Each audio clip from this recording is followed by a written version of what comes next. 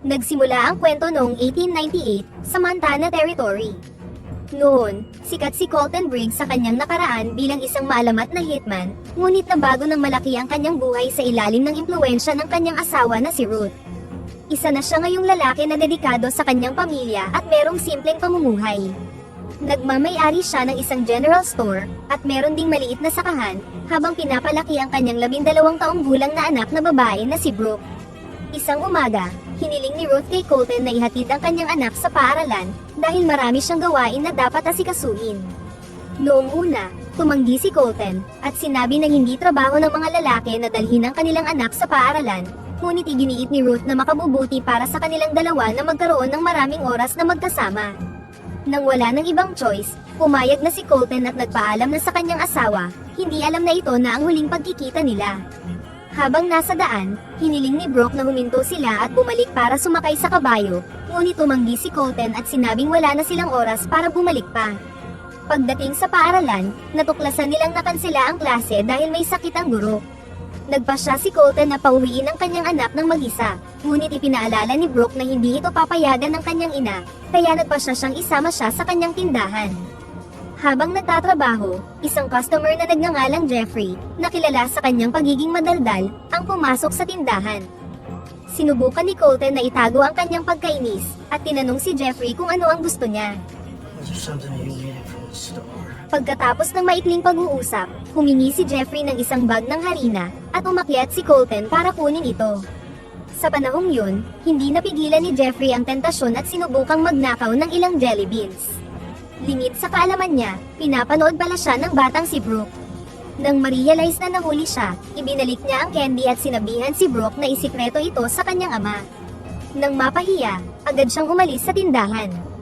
Hindi nagtagal, sinabi ni Brooke kay Colton ang kanyang nakita, at binanggit ang dumi na iniwan ni Jeffrey bilang ebidensya. Habang nasa tindahan sina Colton at Brooke, nabasag ang katahimikan sa bukid. Nagulat si Ruth sa pagdating ng 4 na lalaki sa pangunguna ni James McAllister. Magalang siyang nagpakilala, sinabing naliligaw sila, at nagtanong ng direksyon patungo sa pinakamalapit na bayan. Kahit na naghihinala, itinuro pa rin ni Ruth ang daan, ngunit hindi nagtagal ay na-realize niyang hindi maganda ang intensyon nila. Habang papalapit sa kanya ang grupo, tumakbo si Ruth sa kwadra para magtago, ngunit mabilis na sumunod ang mga lalaki. Ang isa sa kanila na nagngangalang Eustace, ay kinakabahan at iminungkahi na umalis na sila bago pa dumating ang local marshal. Ngunit si Boots, isa pang miyembro, ay tiniyak sa kanya na hindi pa oras para umatras. Nang hindi inaasahan, biglang lumitaw si Ruth sakay ng kabayo at sinubukang tumakas. Mabilis namang nag-react si James, binaril ang hayop, dahilan para matumba ang babae sa lupa. Dahil dito, nahuli siya ng mga lalaki. Sa panahong yun, napansin ni James ang isang saddle na may markang Colton Briggs. Tinanong niya si Ruth kung asawa niya ang lalaking ito, at kinumpirma ni Eustace na kilala niya ang apelyido. Sa sandaling yun, naintindihan ng tatlo na napakawala nila ang tunay na demonyo, ngunit iginiit ni James na hindi siya natatakot at meron siyang utang na dapat niyang singilin. Kalaunan, nang umuwi sina Colton at Brooke, nakita nila ang property na napapalibutan ng mga estranghero. Lumapit sa kanila si Marshal Frank Jarrett, at nagulat nang matuklasang may pamilya na pala ang dating kinatatakutang hitman. Malungkot niyang inihatid ang masamang balita, at sinabing namatay si Ruth sa kamay ng ilang masamang lalaki. Habang nagdadalamhati, mag-isang tumayo si Colton sa libingan at tumangging magpatulong sa paglibing sa kanyang asawa. Sa sandaling yun, sinubukan ni Jarrett na aliwin ang batang si Brooke. Sinabi niya sa kanya na kilala niya si Colton noon, at inilarawan siya bilang ang pinakamalupit na hitman na nabuhay kailanman, ngunit mabilis na idinagdag na si Ruth ang dahilan kung bakit siya naging isang mabuting tao. Ibinunyag ni Brooke na hindi pa niya nakikita ang kanyang ama na humawak ng baril, at tinanong ang marshal kung maaari pa rin siyang maging isang mabuting tao kahit wala na ang kanyang ina. Ang katanungang ito ay hindi nasagot ni Jarrett.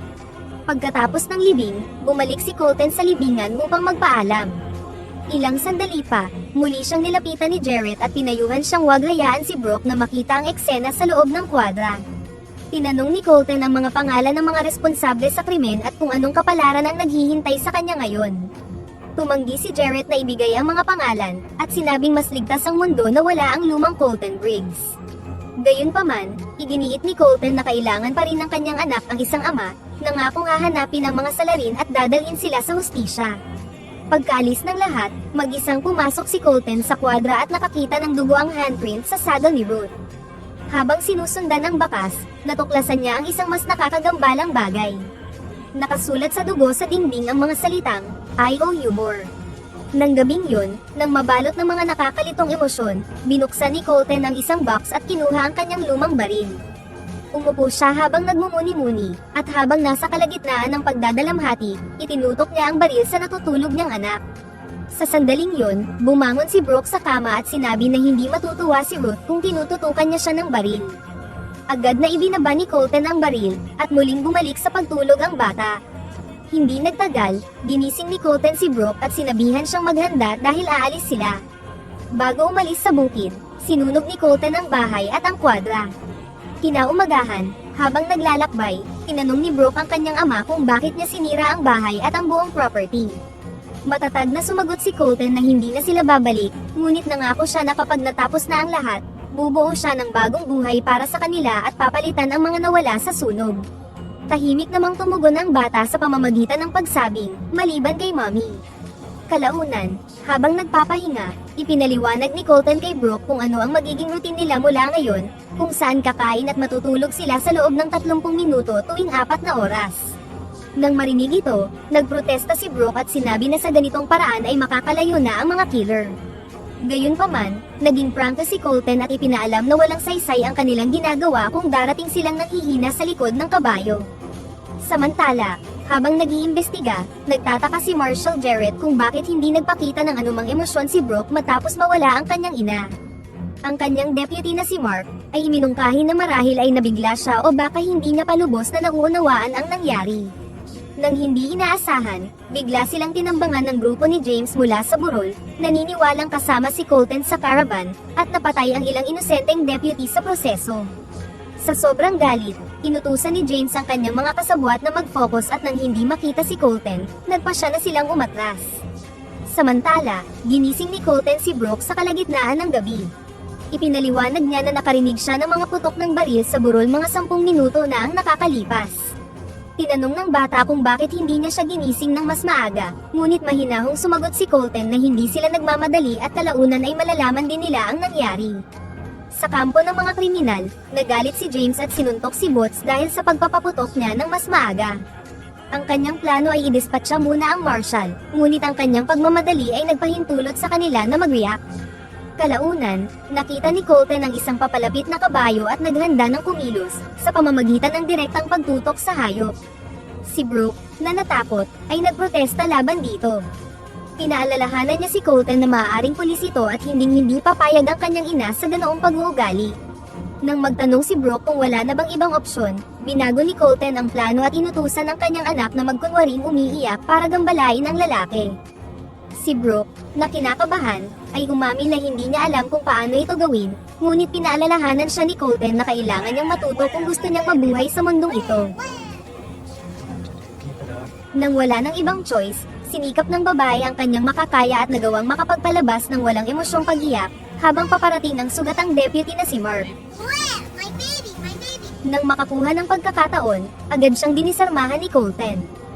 Gamit si Mark bilang pain, nahanap nila si Marshal Jarrett at isa pang miyembro sa kanyang grupo na si Greg, na sugatan din.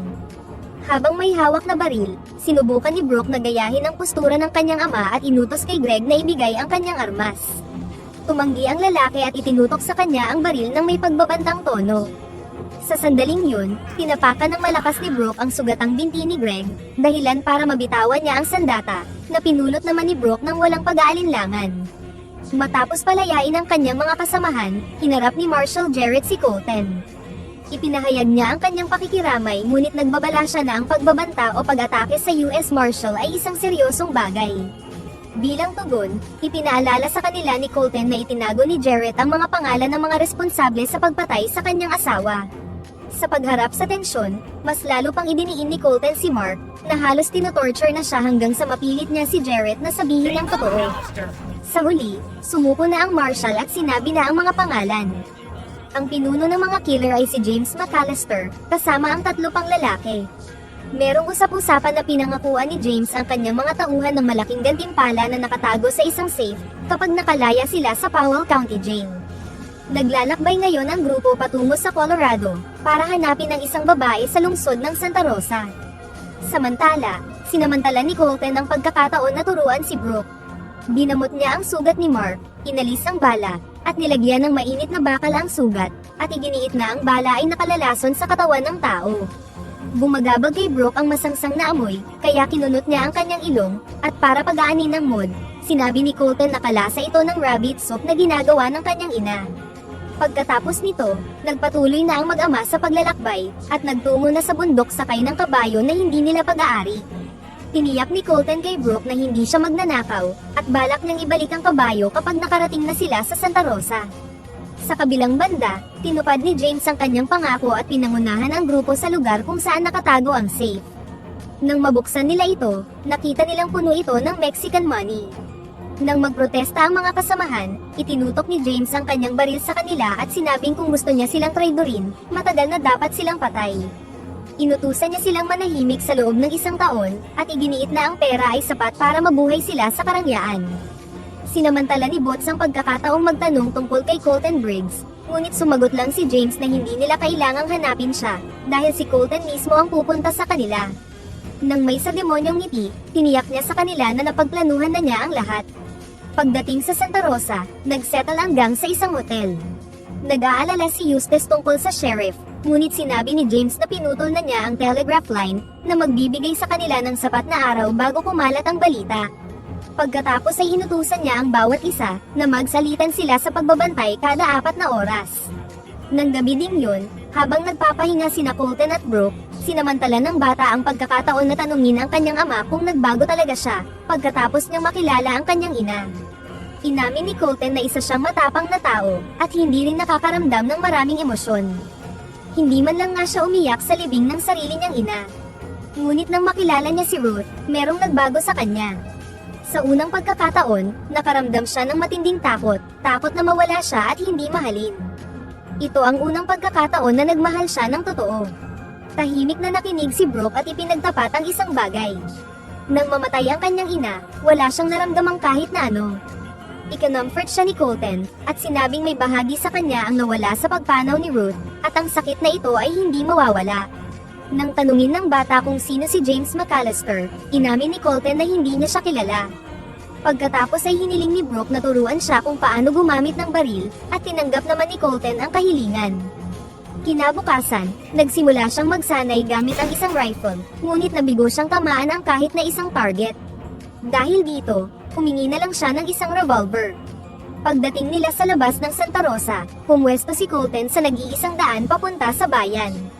Alam niyang pinagmamasdan siya ni James at hindi magtatagal ay makikilala siya ng isa sa kanyang mga tauhan.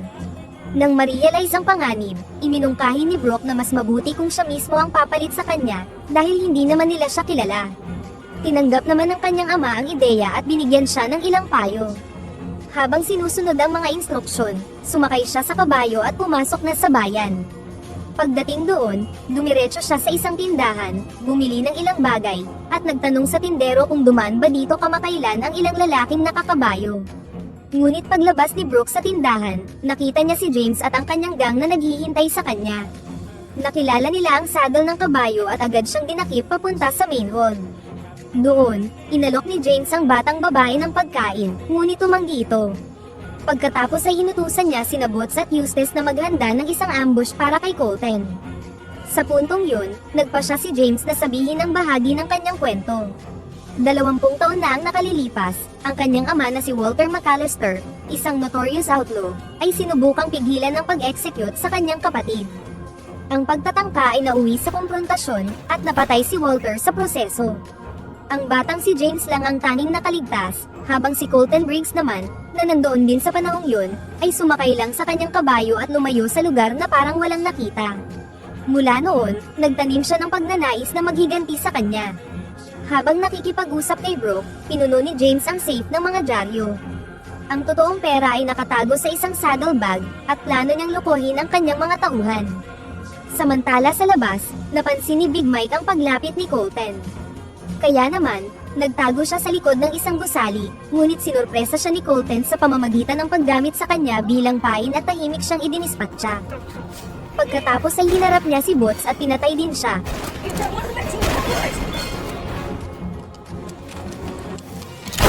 Ngunit nabaril siya ni Eustace sa binti. Sa loob ng salon, hinawakan ni James si Brooke sa kamay at tinutukan siya ng baril. Si Eustace, na nadismaya na hindi niya napatay si Colton, ay sinabi kay James na ang bala ay dumaplis lamang sa kanya. Hindi nagtagal, nagpadala si James ng 2 pang tauhan upang tugisin si Colton, ngunit madali sila nitong napabagsak. Pagkatapos ay hinarap niya si James, at hinamon siyang ayusin ang usapin ng harapan. Kahit nasugatan, lumabas si Colton mula sa kanyang pinagtataguan upang harapin ang sitwasyon. Tinuya siya ni James sa pamamagitan ng pagtanong kung naaalala niya siya, ngunit sumagot si Colton na hindi, na mas lalong ikinagalit ni James. Sinabi sa kanya ni James na meron siyang 2 pagpipilian, at ito ay ang patayin siya sa consequence na mamamatay din si Brooke, o ipagtanggol niya ang kanyang sarili. Mas pinili ni Colton ang kanyang kapalaran, at binaril si Eustace para makalaya si Brooke. Ngunit sa sandaling yun, binaril ni James si Colton sa dibdib. Habang ipinagmamalaki ni James ang pagpatay sa maalamat na hitman, I killed Colton Briggs!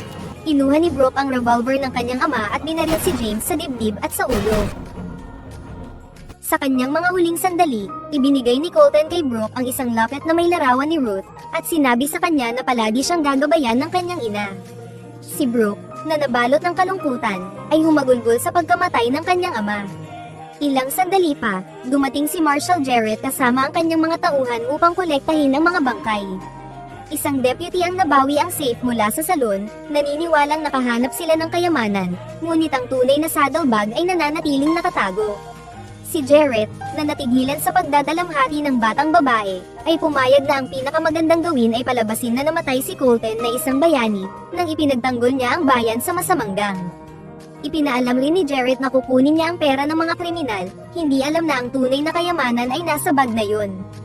Habang papalayo sila, tahimik na pinakiusapan ni Brooke ang isang babae na dalhin ang saddlebag ni James mula sa loob ng salon. Nang makita ang mga ito, napangiti siya na para bang nanalo siya sa loto, at dito na nagtatapos ang pelikula. Pakipindot naman ang like button kung nagustuhan mo ang pelikula at kung hindi naman, pindutin mo ng 2 beses ang dislike button para lang makasiguro